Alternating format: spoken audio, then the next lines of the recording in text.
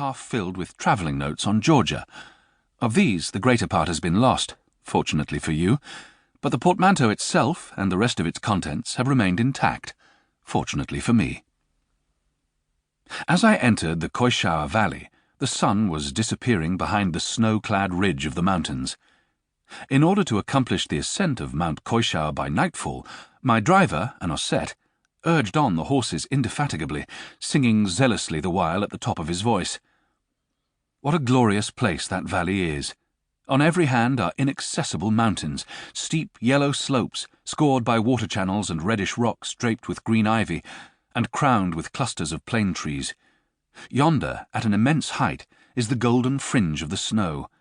Down below rolls the river Aragva, which, after bursting noisily forth from the dark and misty depths of the gorge, with an unnamed stream clasped in its embrace, stretches out like a thread of silver, its waters glistening like a snake with flashing scales.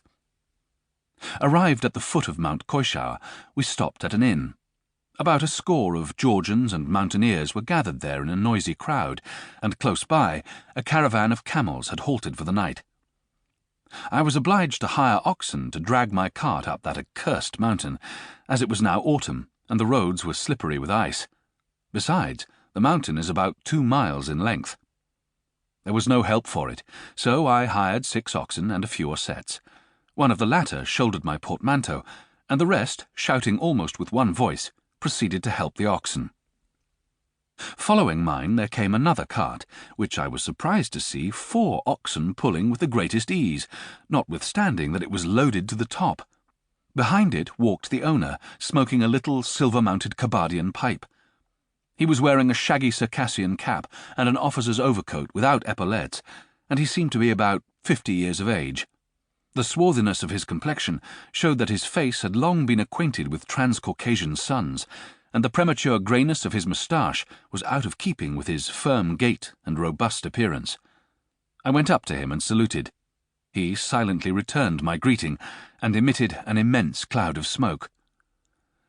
"We are fellow travellers, it appears." Again he bowed silently. "I suppose you are going to Stavropol?" "Yes, sir, exactly, with government things." "Can you tell me how it is that that heavily laden cart of yours is being drawn without any difficulty by 4 oxen, whilst 6 cattle are scarcely able to move mine, empty though it is, and with all those Ossetes helping?" He smiled slyly and threw me a meaning glance. "You have not been in the Caucasus long, I should say."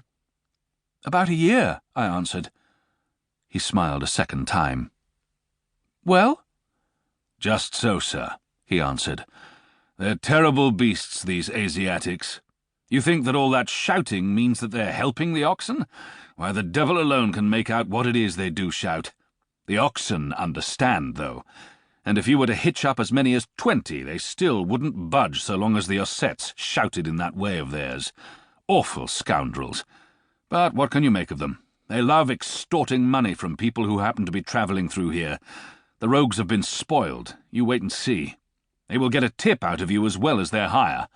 I know them of old. They can't get round me." "You have been serving here a long time?" "Yes. I was here under Alexei Pietrovich," he answered, assuming an air of dignity. "I was a sub-lieutenant when he came to the line, and I was promoted twice during his command, on account of actions against the mountaineers." "And now?" "Now I'm in the 3rd Battalion of the line." "And you yourself?" I told him. With this the conversation ended, and we continued to walk in silence side by side. On the summit of the mountain we found snow. The sun set, and, as usually is the case in the south, night followed upon the day without any interval of twilight. Thanks, however, to the sheen of the snow, we were able easily to distinguish the road, which still went up the mountainside, though not so steeply as before. I ordered the Ossetes to put my portmanteau into the cart, and to replace the oxen by horses. Then, for the last time, I gazed down upon the valley.